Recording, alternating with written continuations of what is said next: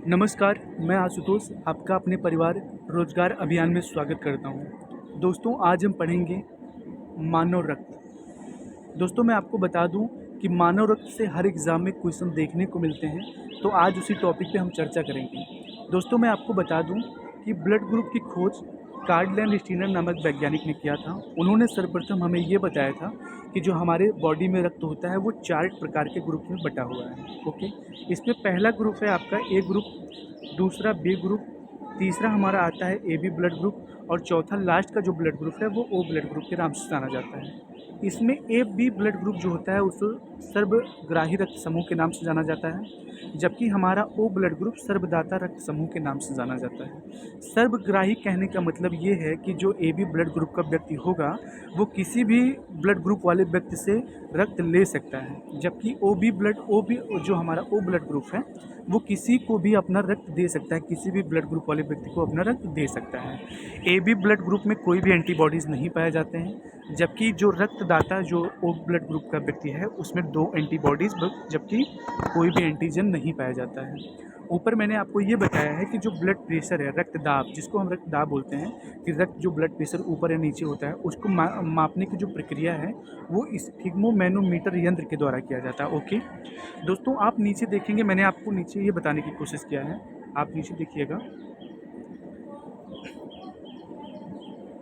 जो हमारा सर्वप्रथम रक्त परिसंचरण की खोज है, रक्त परिसंचरण तंत्र कि जो हमारे शरीर में सर्कुलेशन की प्रक्रिया, ब्लड के मतलब ऊपर से नीचे जाने की जो सिरा और धमनी होता है उनमें जो रक्त परिसंचरण की खोज थी वो विलियम हार्वे नामक वैज्ञानिक ने किया था और उनको 1930 में नोबेल अवार्ड से भी उनको नवाजा गया था। ओके, तो आप ये चीज़ ध्यान में रखिएगा क्योंकि हर एग्ज़ाम में खोज से और उनको कब अवार्ड मिला इस एग्ज़ाम में क्वेश्चन पूछे जाते हैं। ओके, और नीचे मैंने आपको ये चीज़ बताया स्टडी ऑफ ब्लड, ये बहुत इंपॉर्टेंट मैंने आपको टॉपिक बताया कि जो स्टडी ऑफ ब्लड होता है, कहने का मतलब कि रक्त के अध्ययन को या रुधिर के अध्ययन को क्या बोला जाता है, तो हीमेटोलॉजी बोला जाता है। ओके, आप ये चीज़ ध्यान में रखिएगा।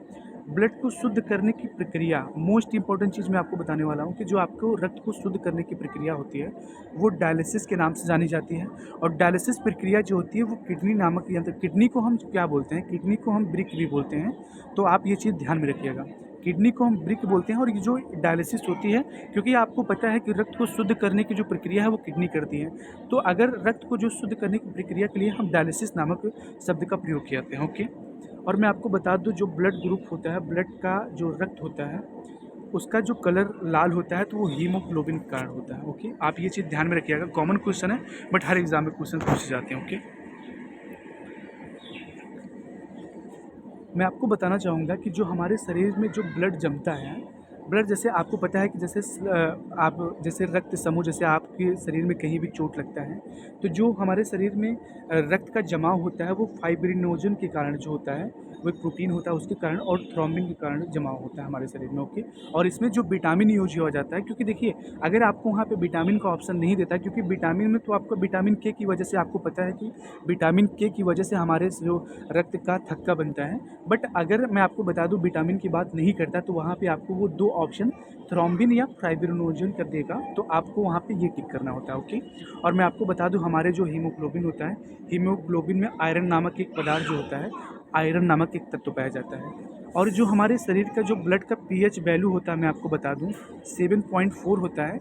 अभी एग्ज़ाम में क्वेश्चन से ऐसा पूछा गया था कि हमारे जो शरीर का ब्लड होता है वो क्षारीय होता है, कमली, तो मैं आपको बता दूं कि 0 से लेकर 7 तक अगर कोई भी चीज़ होती है तो उसको हम अम्लीय प्रकृति का मानते हैं। अम्लीय जो मतलब कहने का उसका पीएच वैल्यू अगर 0 से 7 तक है तो उसको अम्लीय प्रकृति माना जाता है। अगर एग्जैक्ट 7 है तो उससे उदासीन मानते हैं, और अगर 7 से ऊपर होता है तो उसे क्षारीय प्रकृति का माना जाता है।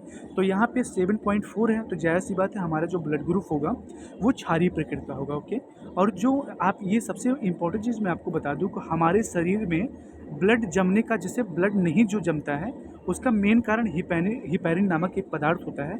उस वजह से हमारे शरीर में जो हमारी वेन्स होती हैं उसमें जो ब्लड नहीं जमने पाता तो वो हिपैरिन नामक एक पदार्थ पाया जाता है, इसी वजह से नहीं जमता है। धमनी पर ब्लड का जो होता है, ब्लड का दाब, जैसे रक्त दाब जिसको बोलते हैं, मैंने आपको बताया कि रक्त दाब को स्पिगो मैनोमीटर से नापा जाता है।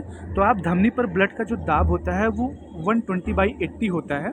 120 आपका सिस्टोलिक मतलब सबसे अपर होता है कि इससे ज़्यादा होने पे प्रॉब्लम हो सकती है, और नीचे जो होता है वो आपका 80 होता है, इसको डायस्टोलिक बोलते हैं। तो आप ये चीज़ ध्यान में रखिए, क्योंकि आपको बता दूँ ये नॉर्मल टेम्परेचर होता है, नॉर्मल रक्तदाब होता है हमारा। ओके, तो आप ये चीज़ ध्यान में रखिएगा, ठीक है। दोस्तों मैं आपको बता दूं कि ब्लड में जो होता है, ब्लड में प्लाज्मा मोस्ट इंपॉर्टेंट चीज़ है। ब्लड में पूछा जाता है कि प्लाज्मा जो मतलब होता है तो ब्लड में कितना होता है, तो ब्लड में प्लाज्मा का जो भाग होता है वो 60% होता है, जबकि जो प्लाज्मा में जल की मात्रा होती है वो 92% होती है। ये हर एग्ज़ाम में क्वेश्चन, ये टिपिकल क्वेश्चन होता है, आम इंसान इतने कन्फ्यूज हो जाता है कि 60% या 92%। तो मैं आपको बता दूँ 60% रक्त में जो प्लाज्मा होता है उसका पार्ट होता है, जबकि जल की जो मात्रा होती है प्लाज्मा में, जल की मात्रा वो 92% होती है। और जो ब्लड है, सबसे इम्पोर्टेंट चीज़ मैं आपको बता दूं कि जो आपका ब्लड है, जैसे आपके शरीर में जो भी ब्लड होता है तो आपके संपूर्ण शरीर का जो भार होता है उसका 7% होता है। ओके, और मैं आपको बताना चाहूँगा कि ब्लड बैंक जो आपको बोला जाता है वो प्लीहा या तिल्ली या स्प्लीन को बोला जाता है, ठीक है। तो आप ये चीज़ ध्यान में रखिएगा, ठीक है। आरबीसी आपको पता है कि 3 प्रकार के ब्लड पाए जाते हैं हमारे शरीर में। आरबीसी आरबीसी को हम एरिथ्रोसाइट बोलते हैं। एरिथ्रोसाइट कहने का मतलब होता है, एरिथ्रो आरबीसी का कार्य होता है कि ऑक्सीजन परिवहन में सहायक होता है, ये ऑक्सीजन परिवहन में सहायक होता है। और इसका जो जीवन काल होता है वो 100 से 120 दिन होता है। और इसकी जो मृत्यु है, स्प्लीन मैंने यहाँ पे बताया आपको, स्प्लीन को ही प्लीहा बोला जाता है, तो आप कंफ्यूज मत होइएगा। ओके, और हमारा जो तीसरा ब्लड ग्रुप है मैं आपको बता दूं, जो दूसरा आपका ब्लड इसमें जो टाइप्स होता है वो WBC होता है। WBC आपका ल्यूकोसाइट के नाम से जाना जाता है। और ल्यूकोसाइट कहने का मतलब ये हो जाता है कि रोगाणु से रक्षा, जो हमारे शरीर में कोई भी, जैसे आप देखते होंगे कि जो वाइट सेल्स होता है, आप देखते होंगे जब हमको चोट लगती है तो वाइट कलर का एक कोई मतलब वहाँ पे एक परत टाइप में जम जाती है। तो इस वजह से, क्योंकि वो WBC होता है, वो बाहरी जो भी हमारे मतलब बैक्टीरियाज होते हैं तो उनसे हमारी रक्षा करता है, तो रोगाणुओं से रक्षा करता है। और इसका जो जीवन काल होता है वो 10 से 20 दिन होता है। ओके, आप ये चीज़ ध्यान में रखिएगा, ठीक है। और इसमें जो सबसे लास्ट का जो हमारे ब्लड का प्रकार होता है वो प्लेटलेट्स होता है। प्लेटलेट्स को हम थ्रोम्बोसाइट्स बोलते हैं। थ्रोम्बोसाइट्स कहने का मतलब ये हो जाता है कि थ्रोम्बोसाइट्स प्लेटलेट्स को बोला जाता है। तो इस ये रक्त का थक्का जमाने में सहायक होता है। आप देखते होंगे कि जो हमारे शरीर में जो ब्लड होता है, जब हमको चोट लगती है कहीं पे तो वहाँ से ब्लड होता है, तो जो थोड़े टाइम बाद वो रक्त जम जाता है, तो थक्का जम जाता है, तो वो प्लेटलेट्स के कारण होता है, जिसका हम एक और नाम बोल सकते हैं, थ्रोम्बोसाइट बोल जाते हैं। ओके, और इसका जो जीवन काल होता है वो 3 से 5 दिन होता है। ओके, तो दोस्तों मैं आशा करता हूँ कि आपको ये वीडियो काफ़ी अच्छी लगी होगी, तो प्लीज़ हमारे चैनल को लाइक, सब्सक्राइब एंड शेयर करें। धन्यवाद।